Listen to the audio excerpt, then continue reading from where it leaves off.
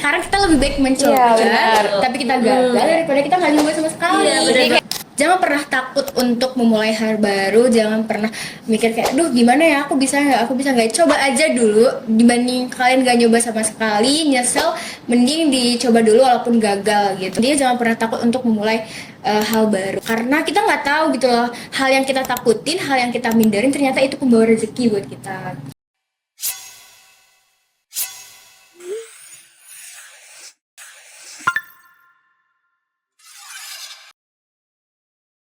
Halo Sobat PE, welcome to Podheim PE yang kali ini spesial banget karena kita collab bareng Kopmawan ye. Oke, halo semuanya.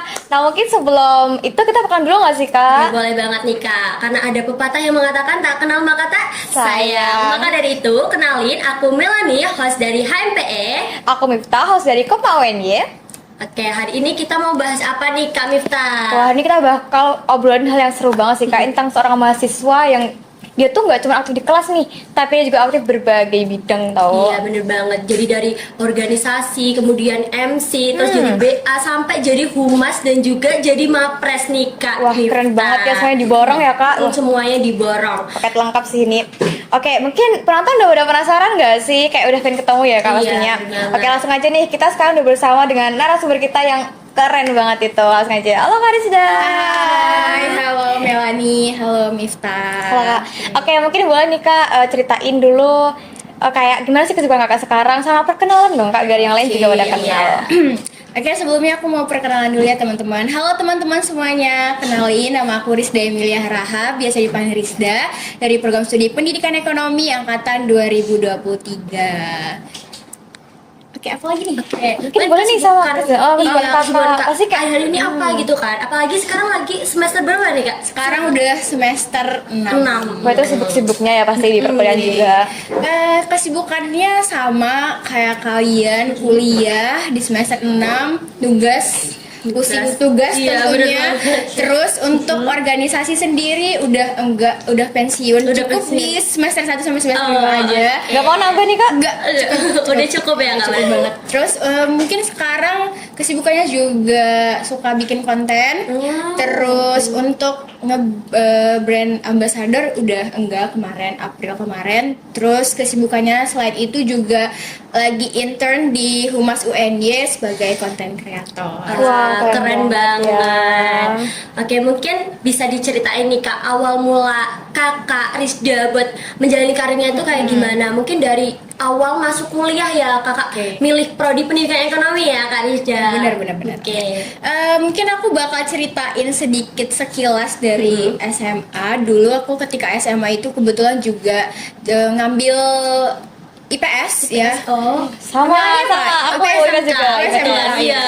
Kak Miftah IPS juga, IPS IPS juga. dong. Nah, kebetulan aku dari IPS juga, dan sebenarnya dari SMA itu aku basicnya bukan di organisasi, tapi lebih basic ke akademik. Jadi kayak lebih sering ikut olimpiade kayak KSN, KSM, sama sering juga perwakilan buat olimpiade buat di perwakilan sekolah kayak gitu.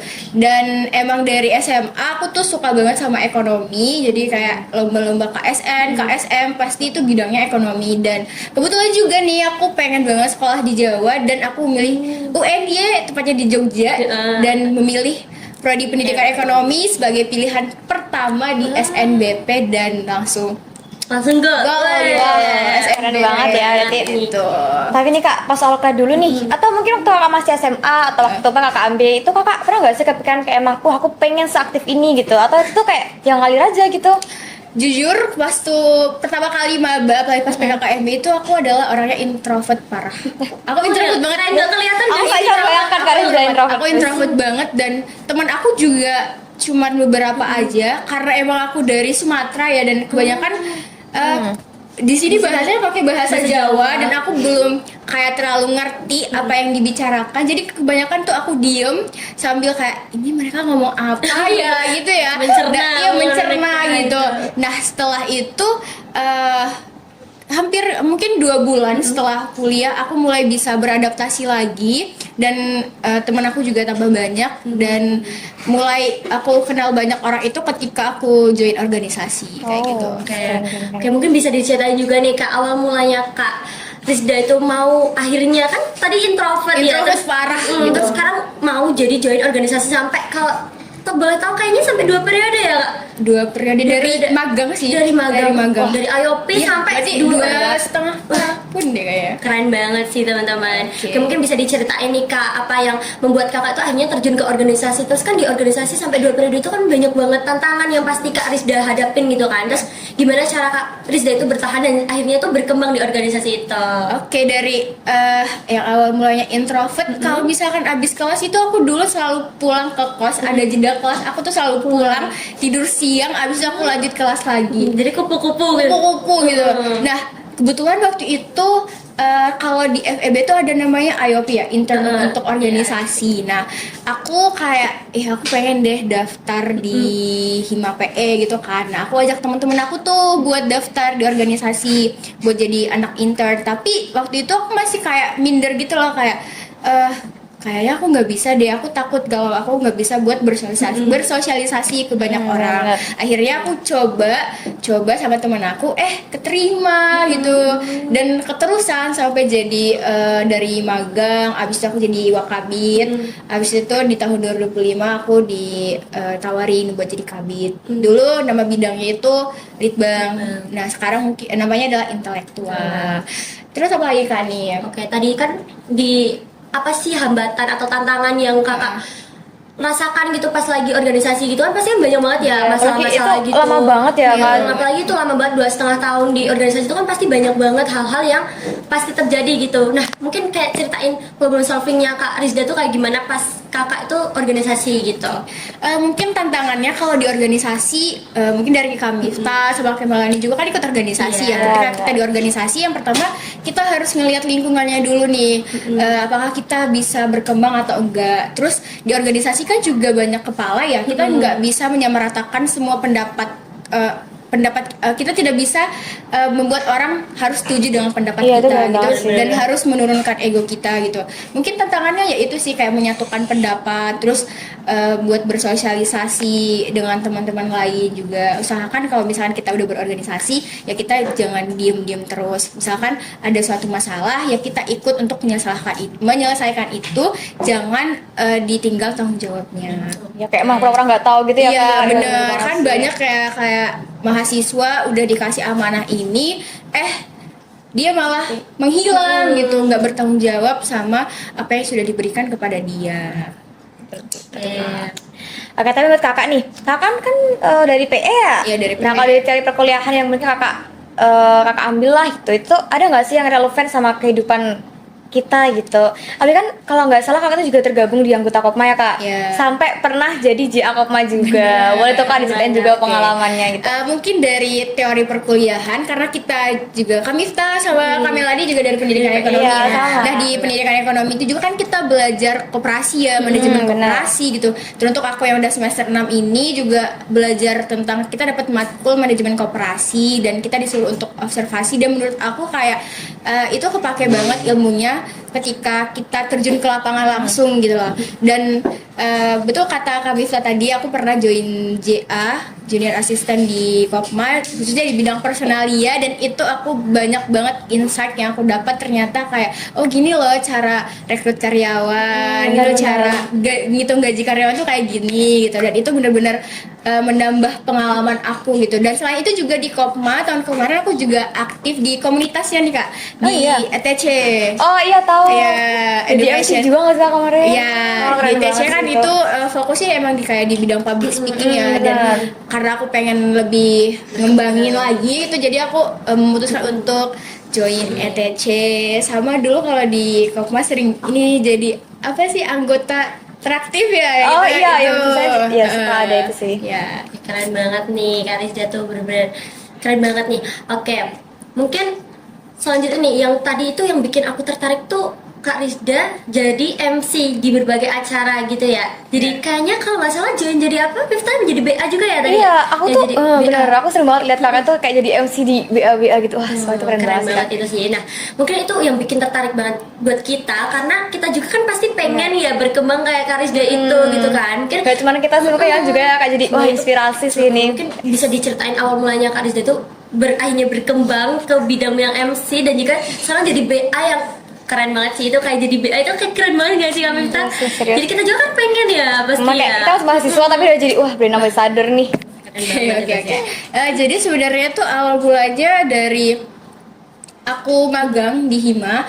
Nah, di situ ditawarin jadi mau nggak kamu jadi moderator. Awalnya tuh kayak aku minder kan, kayak aku nggak bisa deh gitu. Tapi teman aku bilang nggak apa-apa, coba aja dulu gitu Iya. kan. Kan sekarang kita lebih baik mencoba, Iya, benar. tapi kita gagal daripada kita nggak nyoba sama sekali. Iya, benar Jadi kayak banget. nyesel mending kan. ya mending Iya. nyesel nyoba daripada nyesel Iya, nggak nyoba ya kan. benar. Nah, jadi aku coba dan kok seru ya gitu kayak tampil di depan umum gitu. Terus sama ketika itu narasumbernya kebetulan dari dosen PE juga. Dan beliau ini kayak ngenotis, ini loh Mbak ini kenapa dia berani ngomong di depan megang mic tanpa gemeter. Kan ada orang emang Iya. dia demam panggung Demam ya. panggung, Nah, iya. ternyata aku cukup berani lah gitu buat ngomong di depan banyak orang. Nah, setelah dari situ kayak lama kelamaan awalnya kayak di Hima dulu ditawarin. Nah, setelah itu dari BEM gitu ditawarin dari BEM juga jadi moderator, jadi MC. Terus kemarin juga di eventnya Wardah yang like By Wardah, ya, ya. Like by Wardah itu juga aku disuruh jadi moderator juga. Dan dari situ sih dari awal aku magang jadi anak Ayop jadi keterusan sampai sekarang gitu. Sekarang gitu mungkin dari Kak Rizda sendiri itu mungkin ada tips and trick buat teman-teman yang nonton ini kayaknya banget. pengen ya jadi kayak Kak Rizda kan dan Kak Miftah juga pengen Iya, dan pengen banget kayak sosok inspirasi nggak sih? inspiratif banget mungkin pengen dengar nih tips and trick khusus dari Kak Rizda di video ini. Oke, buat tips and triknya yang pertama adalah teman-teman jangan pernah takut untuk mencoba hal baru apapun itu. Terus gimana sih Kak caranya biar pede ngomong di depan? Simpelnya adalah teman-teman bisa kayak latihan setiap hari kayak di depan cermin coba ngomong. Terus kalau misalkan di kelas itu kayak presentasi. Ketika kita presentasi itu bisa nggak baca PPT. Jadi kayak bener-bener kamu kuasai gitu loh iya, materinya, benar-benar belajar sih. dulu. Abis itu kalian presentasinya coba nggak bawa HP, coba jangan baca PPT gitu. Terus selain itu bisa ikut lomba juga. Nah, kan bisa kan kalau kita ikut lomba itu ada presentasi ya. Nah, itu juga bakal kepake banget buat kita pede berbicara di depan umum. Selain itu juga kayak misalnya ditawarin nih jadi MC moderator, terus kok aku belum ada pengalaman gitu, nggak apa-apa dicoba aja kan nanti kita juga bakal belajar gitu, nanti bakal ada kayak steering committee yang bakal ngajarin juga gitu. Oke, wah, bagus sih. Banget sih. Tapi Kak mungkin kayak beberapa orang tuh kayak ngeliat kakak tuh sering muncul nih di aduh FYP terus Bener nih. banget, aku juga wah. lihat nih Ya kan? ih kok Kak Rizda, ih kok Nah. Rizda gitu kan. Itu dari kakak jadi humas UN-nya ya kalau nggak salah. Kayak dari kakak sendiri nih, aku juga scroll ya IG kakak. Mungkin bisa dibilang stalking ya. Aku kakak tuh baru-baru ini mapres ya kak. Sebenarnya selamat banget ya kak. Itu Iya, keren makasih, banget sih. makasih. Tapi itu masih nggak mudah ya kak. Nah kalau dari kakak sendiri tuh prosesnya gimana sih sampai kayak gitu? Oke, mungkin kalau aku singgung sedikit yang aku jadi BA Warna boleh. boleh, Sebenarnya dulu ketika aku mau daftar join BA Warna kan aku nggak pede ya, maksudnya kayak aku belajar make up pun masih kurang gitu loh. Nah ketika itu kayak dan aku juga nggak pede banget buat upload apa-apa di Instagram. Mungkin foto SG itu aku pede, mungkin kalau video dan basic kayak konten gitu aku nggak ada kan. Nah aku daripada aku nyesel sama sekali gitu ya. Nah akhirnya aku coba deh aku edit video, keterima gitu. Dan lucunya tuh ketika keterima pengumuman lulusnya jadi BA Wardah tuh itu pas ini kita WBCM kemarin ya WBCM kemarin kan ya, dan hari sebelum pengumumannya itu aku habis beli produk Wardah kebetulan juga kan. iya. Besoknya tiba-tiba dapet WA ternyata keterima jadi BA Wardah gitu. Dan jadi BA Wardah tuh nggak pernah ada di planning aku. Biasanya kan kalau kita tuh setiap tahun pasti ada planning nggak sih? Kayak Melani juga kan, kami pasti Ya, kan pasti ada dong, kan. ya. Aku pengen ikut ini, itu gitu kan. Nah, jadi BA Wardah tuh nggak pernah ada di planning aku. Itu kayak spontan aja kak. Bener. Tapi itu jujur bener. ya, muka kakak itu bener-bener aduh Wardah banget nih semua. Awalnya aku nggak tahu nih. Awalnya aku nggak tahu. Ih kakak kayak cantik banget, kayaknya cocok jadi BA Wardah. Terus Kak Rizda bilang emang BA Wardah. Terus kan wah, keren Oh, yang banget. ini ya, Iya pas kemarin ya. awal itu iya kayak oh berarti emang bener-bener udah cocok banget jadi BA Wardah. Iya apalagi gitu waktu ya. aku join like BA Wardah yang Iya, waktu iya. kampus aku ngeliat Kak Rizda aduh udah pakai putih biru. Iya, cantik udah kayak banget ya. udah kayak Wardah hidup Udah. kan. Nah, Udah keren, keren. Wardah banget gitu. Nah, terus setelah itu karena aku semester 6 nih nggak ikut organisasi apa-apa, jadi kayak aku mau cari kesibukan. Nah, kebetulan lah Humas UN itu lagi buka Open recruitment. iya internship Iya, kan, kemarin aku internship. juga Dapilnya lihat. itu ada content creator, terus ada desainer sama desain sama videographer. Nah, mungkin teman-teman yang pengen jadi di Humas jadi nanti bisa setelah ini bakal ada oprek lagi. Nah, abis itu karena kalau misalkan kita daftar kayak gitu kan misalnya harus ada portofolio ya. Iya, benar. Nah, dari WA ini kayak ngebantu banget gitu loh teman-teman, kayak aku punya portofolio konten kayak gitu. Akhirnya aku coba deh daftar jadi konten kreator. Awalnya aku mikir kayaknya nggak bakal keterima deh gitu karena yang daftar banyak banget kan. Sekarang kan dekat univ ya Kak. Iya Jadi benar. kayak, wah, pesaingnya Pasti gitu. yang daftar juga yang anak-anak konten-konten gitu Iya. lah. Jadi kayak minder. Akhirnya kayak ya udah aku coba aja. Keterima dan sampai sekarang juga masih aktif konten gitu. Mungkin nih Kak, dari semua hal dari awal sampai akhir yang tadi Kak Rizda ceritain itu kan pasti banyak banget tantangan-tantangan yang Kak Rizda hadapin kan. Tantangan juga pasti tantangannya benar-benar besar-besar gitu kan. Kayak kita harus menghadapinya kayak gimana gitu. Cara Kak Rizda buat menghadapi tantangan dan juga apa sih tantangan terbesar yang pernah Kak Rizda hadapin selama Kak Rizda menjalani karir ini? Oke, mungkin tantangan terbesarnya adalah kayak sering ngerasa sendirian ya. Apalagi kalau misalnya capek, habis kuliah, rapa gitu kan. Gak ada sahabat tutok juga kan pasti kayak capek banget gitu ya, capek banget. Nah, mungkin tantangannya lebih ke overthinking ke diri sendiri Oke, bener gitu. banget sih. Buat masa depan, aduh gimana ya ini kalau misalkan kita gagal gimana ya gitu. Apalagi kalau sekarang aku udah semester 6 yang dibilang udah serius banget, bentar lagi mau skripsian gitu. Ini arah karirnya mau kemana gitu. Tapi aku tetap mengalir aja, lego aja kayak yakin bisa kok gitu. Tapi kamu nggak sih kayak burn out gitu?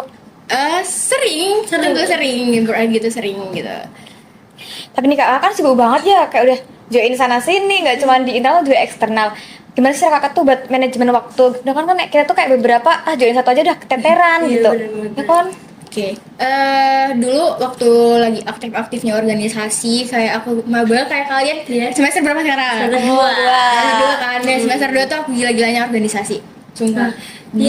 Aku tuh dulu waktu masih semester 2 tuh aku ikut hima, ikut kristal, aku ikutin semua, terus aku ikut daftar kepanitiaan univ gitu, aku daftar, aku ikutin semua.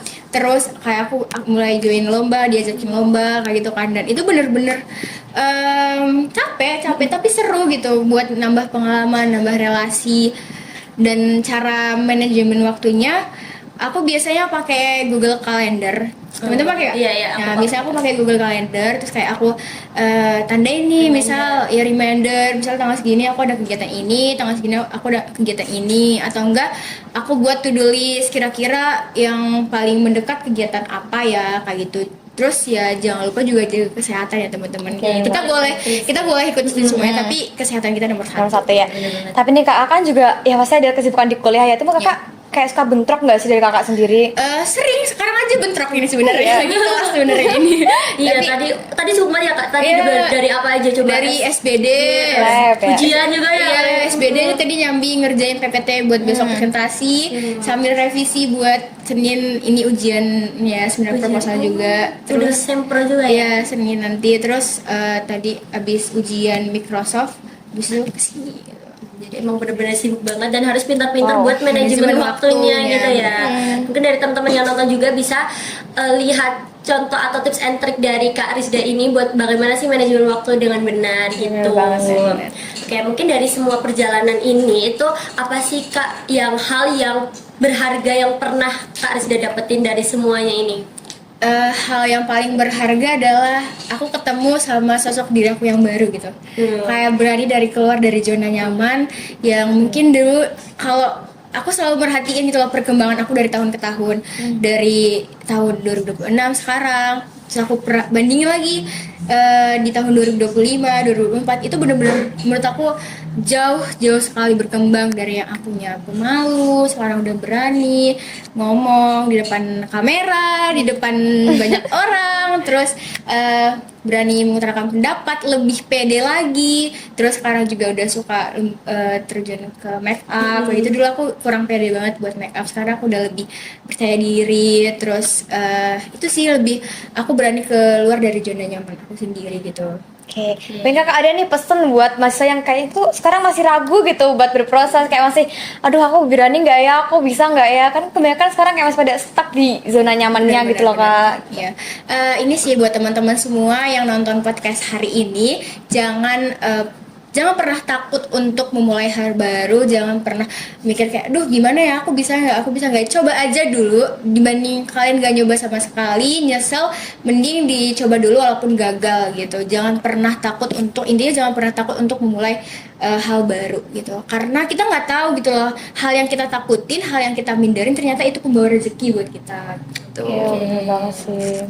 Oke, mungkin cukup sekian ya untuk obrolan hari ini Iya, yang itu seru banget seru ya banget, ngomongin sumpah. kita hari ini, banyak banget insight baru ya kak. Iya, yang bisa kita yang- ambil ya tadi ya. Dari perjalanan Kak Rizda dari awal masuk sampai sekarang gitu ya. Dan harapannya juga cerita itu bisa jadi motivasi ya Iya, buat teman-teman yang nonton atau teman-teman yang sekarang tuh masih takut gitu buat berproses ke depannya, yang masih stuck di zona nyamannya gitu. Oke, mungkin terima kasih banyak ya Mbak Rizda atas sharing hari Nah, ini tentang makasih ya. hari ini. Tentang ilmunya juga udah dibagikan tuh sih bermanfaat banget Iya, sih buat kita teman-teman yang semua. nonton itu pasti benar-benar bermanfaat banget buat kalian yang ingin berproses untuk menjadi lebih baik lagi. Betul sekali. Oke, terima kasih juga ya buat kalian nih yang udah nonton Pod HMP Collab Edition bareng Koma UNY. UNY. Oke, mungkin bisa nih kak kita dadah-dadah dulu ke penonton. Oke ya. Oke, see you. Di episode berikutnya. Bentar ya.